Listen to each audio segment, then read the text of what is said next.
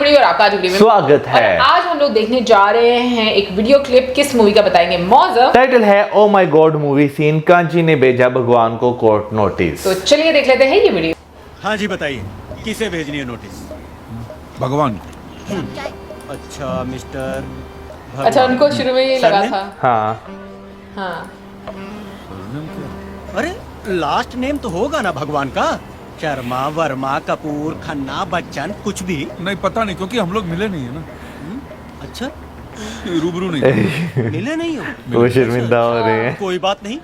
तो क्राइम क्या किया उसने? गुनाह? सब लूट लिया है। ये लो, अभी तो कह रहे थे कि मिले नहीं हो। अरे कहीं तो रहता होगा मिस्टर भगवान। प्रेसिडेंट, नोटिस किसे भेजूं? लोग कहते हैं कि वो मंदिरों में रहता है। अच्छा क्या? कहते हैं इससे पहले मार अरे पड़ेगा। भाई, भगवान की बात कर रहे हो भाई? अरे भाई बहुत नाम है ना, कितने बताऊं? कृष्णा, राम, ब्रह्मा, विष्णु, महेश, साईं बाबा, पाप गणपति, लगेगा।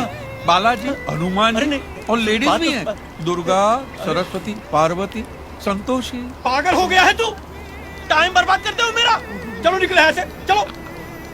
पागल कहीं का, कहाँ से आ गए? चलो चलो चलो चलो। टोका फेरो तो बता दी ना। माफ करो यार, मेरे बाप कहीं और जा। हाथ जोड़ता हूँ यार। अरे रुको, हनीफ भाई हैं घर पे? हनीफ भाई, हाँ आइए, अब अंदर है। नमस्ते।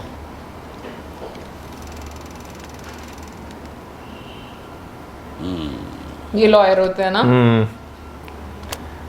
बहुत तकलीफ में हो।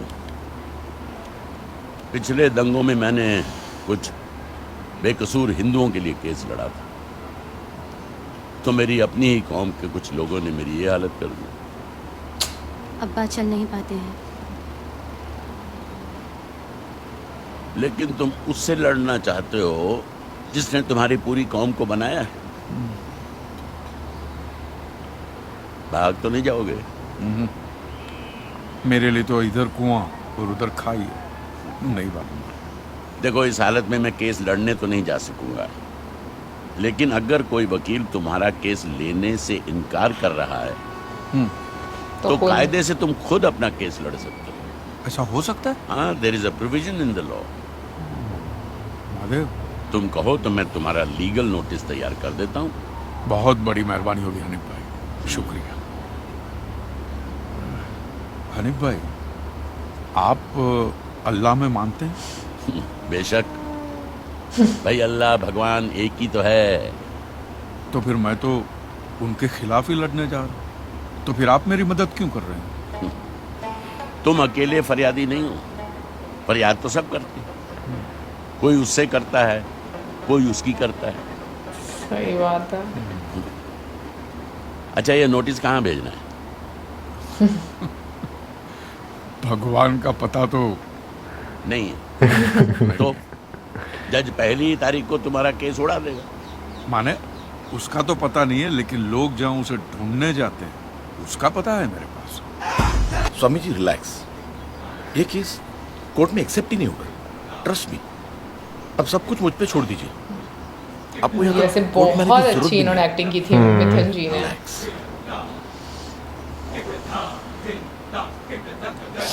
कृष्णाय वासुदेवाय देवकी नंदनाय च देवकी नंदन। गोपकुमाराय गोविंदाय नमो नमः। My God, 1,50,000। मुझे तो ये लगा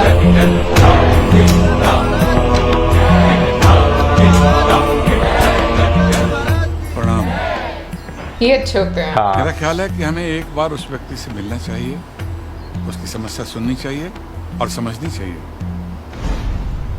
जी मैम।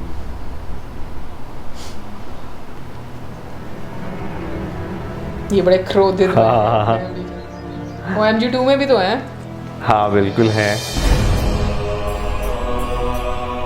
हम सब भले ही अलग अलग संप्रदाय या पंथ के अधिपति हैं, पर हमारा ईश्वर एक है। और आज एक मनुष्य ने हमारे ईश्वर पर लांछन लगाया है। ये इल्जाम ये हमारी व्यक्तिगत लड़ाई नहीं है, पर हर उस मनुष्य की है जिसे ईश्वर पर श्रद्धा है। इसीलिए हमने निर्णय किया है कि हम सिद्धेश्वर महाराज और गोपी मैया तीनों उस मूर्ख और निर्लज मनुष्य को उत्तर देने न्यायालय में जाएंगे।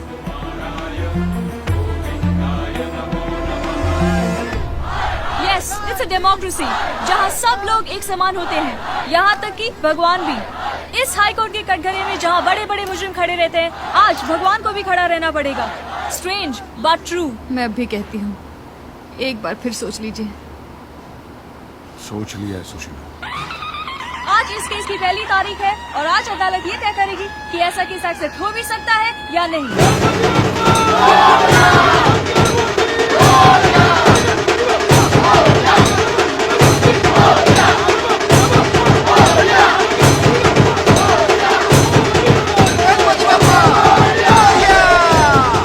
अच्छा शुगन हो गया।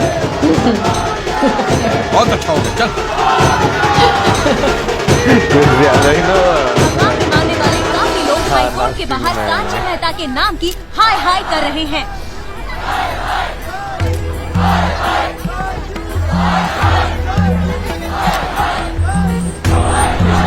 कांची मेहता की बेबुनियाद नोटिस का जवाब देने के लिए बड़े बड़े धर्म गुरु भी कोर्ट में आए हुए हैं। कोर्ट रूम में भी काफी कम लोगों को एंट्री दी जा रही है। और देखो मतलब अलग अलग एरोगेंस नजर आ रहा है।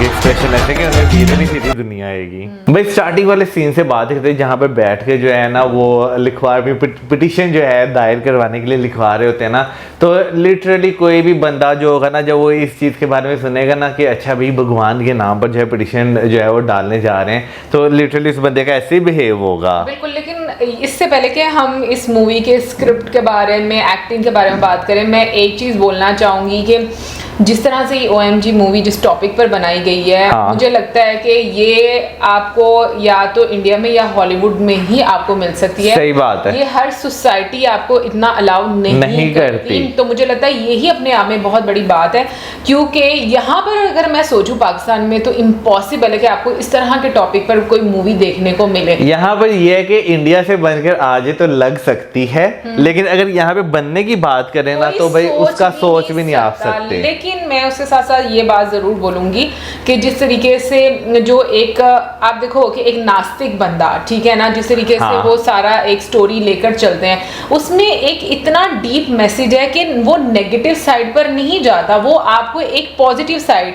भगवान की जो एक आप कह लो कि उनकी प्रेजेंस होती है या एग्जिस्टेंस है उनकी हमारी लाइफ में, तो वो देखो बाय द एंड आपको वो पता चल जाता। अभी भी देखा जाए ना, वो सिर्फ अपने हक के लिए जो एक जंग है, ठीक है ना, उन्होंने वही लड़नी है, लेकिन आगे चल के उन्हें जो है ना लग बात है इस रास्ते में भाई काफी ज्यादा उन्हें कठिनाइयां, बेशक वो नास्तिक बनाए हुए हैं, लेकिन कठिनाइयां उन्हें काफी देखनी पड़ती हैं। बिल्कुल। लेकिन जो स्टोरी रिवॉल्व करती है वो बेसिकली ये कि किस तरह से वो कहते हैं ना कि एक ये जो ठेकेदार होते हैं उन्होंने इतने सारे लोगों को पागल बनाया होता है और अपने पीछे लगाया होता है, और खुद वाकई में यहाँ पर भी अगर हम लोग देखें फॉर्च्यूनर में घूम रहे हैं और उनके बहुत बड़ी बड़ी गाड़ियां। बिल्कुल ये हकीकत है। वो कहते हैं कि जो जितने भी आप देखते हो ना कि पीर बाबा और जो मतलब अगर आप लैंड क्रूजर, फॉर्च्यूनर, BMW इस तरह की गाड़ी अभी जैसे BMW देखी है तो देख के मुझे वही जो है चीजें याद आ गई कि भाई वो उनके बकायदा एक गाड़ी में खुद बैठे होते हैं, एक गाड़ी में सिक्योरिटी गार्ड होते हैं। स्पिरिचुअल लोग जो थे, जो कि अगर हम पहले टाइम के मतलब सुना करते थे, तो वो तो अगर देखो तो वो बिल्कुल ऐसे होते थे कि उनके पास किसी भी चीज की लालच नहीं होती थी, ना ही दिखावा होता था।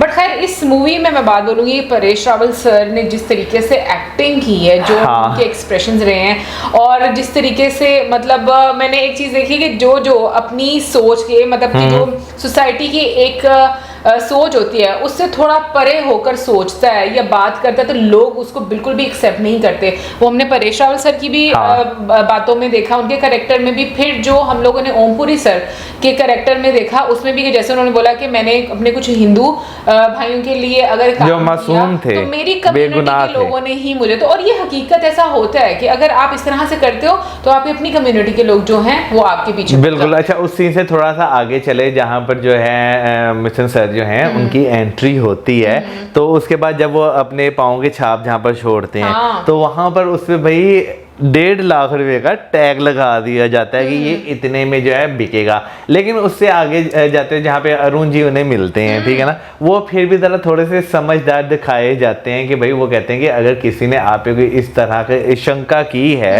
इल्ज़ाम लगाया है, तो आपको कम से कम उस इंसान से एक बार मिलना चाहिए और उससे डिस्कशन करनी चाहिए कि हाँ भाई अगर कोई है तो क्यों आपने इस तरह किया है। मैं दोबारा से देख रही हूँ 1.5 लाख ही है, 1.5 लाख ही है, 1.5 लाख ही है। मैं थोड़ा कंफ्यूज हो, मैंने 15 लाख कहा था। हाँ, मतलब 15 लाख का था लेकिन 1.5 लाख। लेकिन मैं ये बात जरूर बोलूंगी, मिथुन सर की भी एक्टिंग बहुत अच्छी है। बीच में जिस तरीके से उनके स्पेशली एक हैंड मूवमेंट रहती है ना, वो ऐसे करके बहुत कमाल की है। अच्छा, इसमें ये है कि जो मिथुन सर हैं वो थोड़े खामोश दिखाए गए, लेकिन जो आपको नजर आते हैं ना बीच में गोविंद सर नजर आते हैं, वो आपको काफी क्रोधित कहते हैं ना, कि इसलिए कहते हैं कि क्रोधित होना इतना अच्छा नहीं होता, क्योंकि जो क्रोधित इंसान है वो जल्दी ट्रैप हो जाता है, और मूवी में भी उसको भड़काना जो है वो बहुत ज्यादा इजी जो है वो रहता है। बाकी कोर्ट में जाएंगे, देखेंगे भाई कि क्या आगे होता है, वो भी आपके साथ बैठकर देखेंगे। आप जरूर टॉपिक के बारे में बताइएगा कि आपको क्या लगता है कि जिस टॉपिक पर मतलब मूवी बनाई गई है, क्या ये वाकई में लोग कभी, मतलब मूवी आने से पहले लोग क्या इस तरह से कभी पहले सोच सकते थे इंडियन सोसाइटी में? क्योंकि पाकिस्तानी सोसाइटी का तो हम लोगों ने आपको आज का भी हाल बता दिया है कि बिल्कुल कोई नहीं सोच सकता, तो जरूर हमें बताइए। पाकिस्तानी सोसाइटी में अगर अभी बात करना तो मूवीज को और जो सेलिब्रिटीज होते हैं उन्हें उस तरह कभी अप्रिशिएट अब नहीं किया जाता जिस तरह पहले कभी 80s से पहले आपको देखने को मिलता था। बट मतलब ये बहुत एक यूनिक टॉपिक है यार। मुझे ऐसा लगता है कि इसके लिए आपको बहुत ज्यादा फ्लेक्सिबल होने की जरूरत है, क्योंकि सोसाइटी इजीली एक्सेप्ट नहीं करती। अगर मैं बात करूँ ना, इनिशियल डेज की बात करूँ जो पाकिस्तानी फिल्म इंडस्ट्री का अरूज था, उसमें आपको काफी डिफरेंट टॉपिक्स जो हैं उस पे मूवीज, तब हम नए आए थे ना, तो वो एक असर था हमारे ऊपर, ठीक है तो ना? अब तो आप सोच भी नहीं सकते, अब बिल्कुल ही माइंड डाइवर्ट अब तो क्या नाम लेते हैं, कोई एक्ट्रेस जो है वो कोई आइटम सॉन्ग भी कर लेती है ना, तो बहुत सारे जो है वो लोग खड़े हो जाते हैं भाई बातें करने के लिए। लेकिन जिन्होंने जो करना वो तो करते रहते हैं, फर्क कौन सा पड़ता है किसी को। खैर एनीवे गाइस, आप लोग बताइए कमेंट सेक्शन में आपको ये मूवी कैसी लगती है, क्योंकि OMG2 भी बहुत जल्द आने वाली है।